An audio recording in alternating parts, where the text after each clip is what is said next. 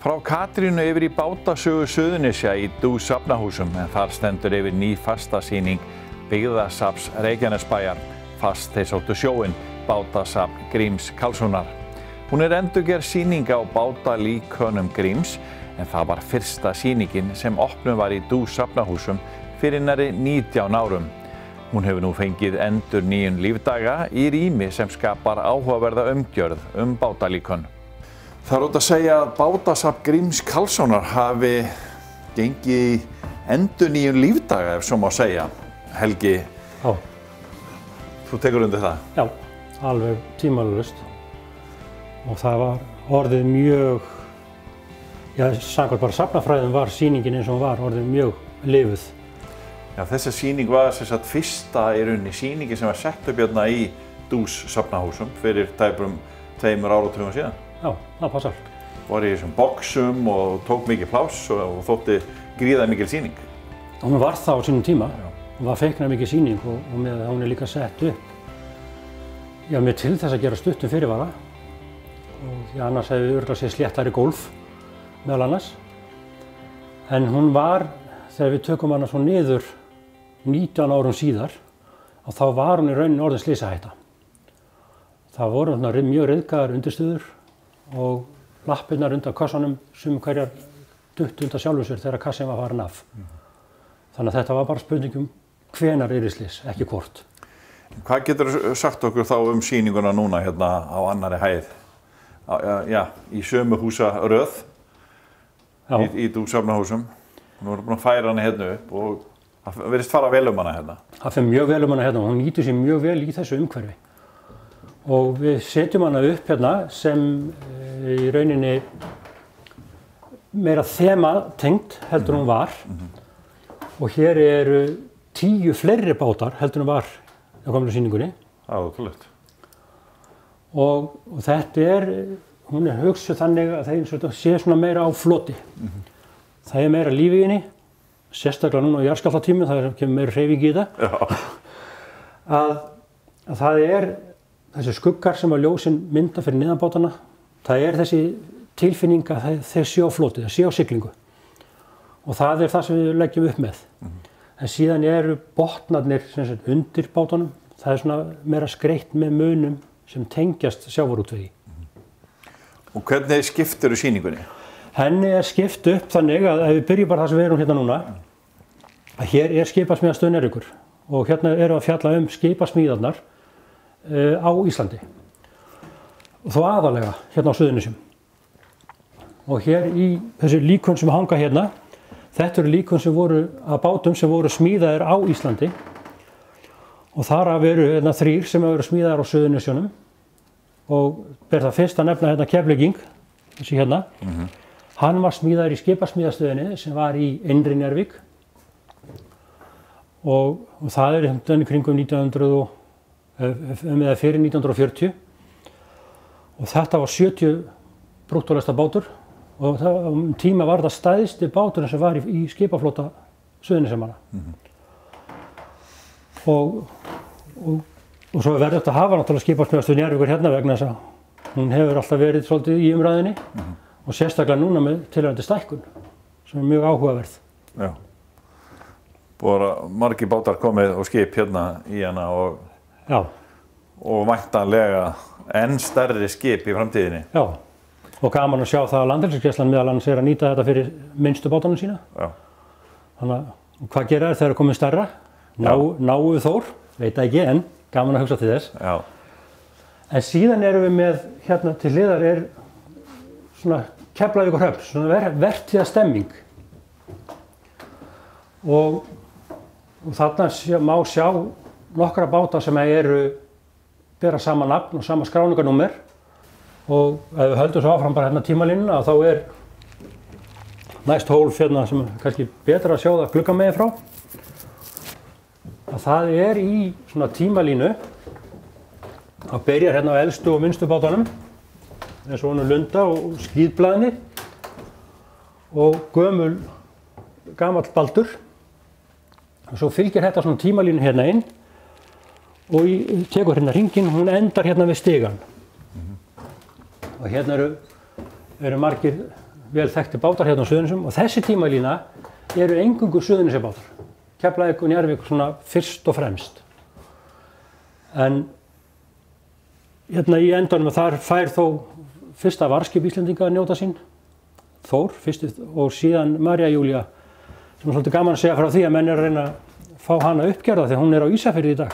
Já. Þannig hún er ennþá til. Já, það er magna.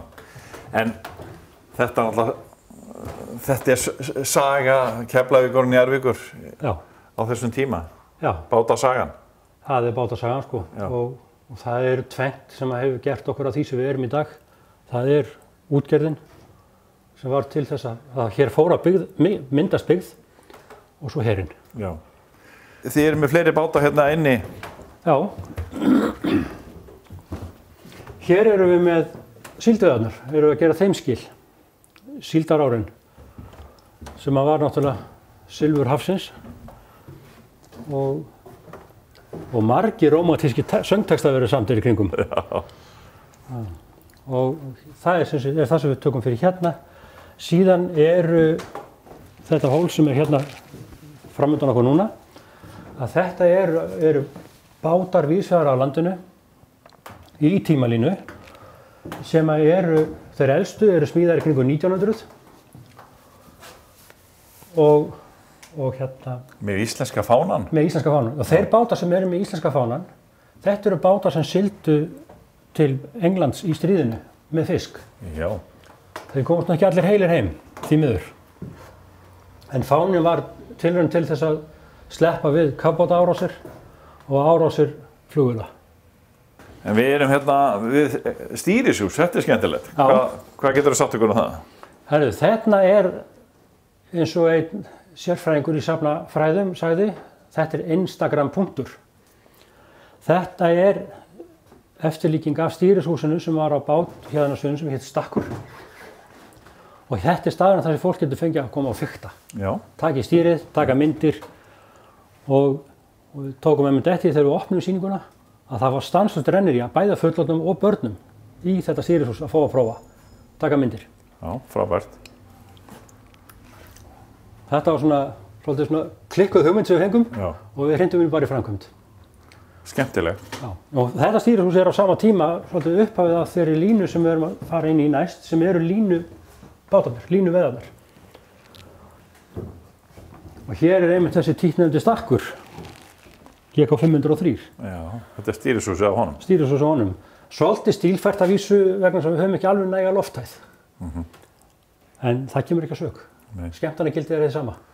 Þannig að, en svo, já, það er kannski við hæfi að við endum hérna á hólfi höfundinn, Grím Karlsson. Já. Við erum að vinna ennþá í þessu. Við erum að búa til ný skilti og nýja merkingar. Það sem hérna verður hans lífslaupi svona aðeins betur gerð skil og persónunni Grím og þeim afrekum sem hann hefur unnið, bæði á sjó og landi. Hann fekk til dæmis fálkaorðuna fyrir þessar líkanasmíðar. Og hérna inni eru til dæmis líkön sem voru honum sérstaklega kær. Eins og Helgan. Og hún er hérna í 2 útgáfum og sama tíma segir hún svolítið sögu breytinga á skipum á Íslandi. Hún kemur sem kúttar og breytti mótorbát. En þetta hérna er semst, það er bara verið að vinna í þessa dagana sko að útbúa hérna ljósaskilti fyrir hann og finna fleiri myndir og meiri texta Grím. Bátamenning. Já, bátaútgerð er ekki söm eins og hún var í Keflavík og Njarðvík. Finnst þér fólk hafa mikinn áhuga á þessu? Já, það er töluvert mikill áhugi á þessu. Og eftir alla umræðina sem varð eftir að við tókum sýninguna niður og þangað settum þessu upp, hefur áhugin einungis aukist. Já. Þannig að þó að menn hafa ekki almennt verið sáttir við okkur þá held ég að menn séu það almennt í dag. Já, þetta er rauninni nýtur sín betur hérna. Já, mun betur og með þessari nútíma tækni sem við erum að færa okkur meira inn í, að þá verður þetta aðgengilegra fyrir enn fleiri. Tala ekki þegar við erum komin lyfta í húsi, sko. Já, Já, það stendur til að laga aðgengi hérna. Já, við erum að vinna í því þessa dagana og það tekur náttúrulega alltaf eitthvað tíma en það skriður á því. Það er búið að vera kyrrstöð í mörg ár en það komið á skrið. Og einmitt gaman að nefna í framhaldi að við verðum með hérna núna á sunnudaginn 2 leiðsagnir, 1 klukkan 2 og 1 klukkan 3. Það verður að vísa, við höfum takmarkanir, við megum ekki taka á móti meira en 50 og allir skrifa nafn, símanúmer og kennitölu. En það allir við einmitt að miðla þessari sýningu live, ef við orðað þannig. Og ég verð hérna fyrir svörum. Á Suðurnesjum eru nokkrir eldri sjómenn sem hafa verið á þessum bátum sem finna má líkan af á safninu. Við hittum Hafstein Guðnason sem fór í sinn fyrsta róður aðeins 8 ára gamall með föður sínum sem var skipstjóri á bát sem hét Munin GK og það líkan af bátnum á safninu. Habbi Guðna rifjaði hér upp sín fyrstu ár á sjónum. Og ég man eftir því að ég fekk að fara róður. Þannig að maður var nú ekki hár í loftinu en alltaf vildi maður, þó maður verið bullandi sjóveikur, alltaf vildi maður fara aftur. Já, hvað varstu gamall að það? Ég hef ekki verið nema 8-9 ára. Já. Svoleiðis, alltaf vildi maður fá að fara á sjóin. Svo vantaði hann, ég var komin á, ég var 14 ára, þá var ég var búinn að fara á síld á honum, 13 ára. Já. Við fórum bræðurnir, ég og Siggi bróðir, við vorum upp á hlut á síld 1952 með hringnót. Og það var náttúrulega, þetta voru alveg síldarleysisár. En við fengum 210 mál á tunnur. Þannig að það var bara náttúrulega trygging. En þetta var svona reynsla hjá okkur. 14 ára það lendi ég á togara, Úranusi, með Helgi Kjartansson frá Mosó sem var skipstjóri. Fór 3 túra á Grænland, á Vestur-Grænland. Og þá vantaði pappa að forfallaðist einn á reglundum á þessum. Og þá var ég ætt á togaranum. Svo kom nýr Munin, áramótin 55-6. Og pappi, hann sagði það, þú verður bara kokkur. Og ég var kokkur í 2 vertíðar. Já. Og svo lá leiðin í sjómannaskólann. 1 vetur þar og þá gaf maður orðið skipstjóra Queen Mary þess vegna. Já. Það stýrimaður allavega til að byrja með. Já. Þannig að ef hún hefði farið á fiskveiðar. Já.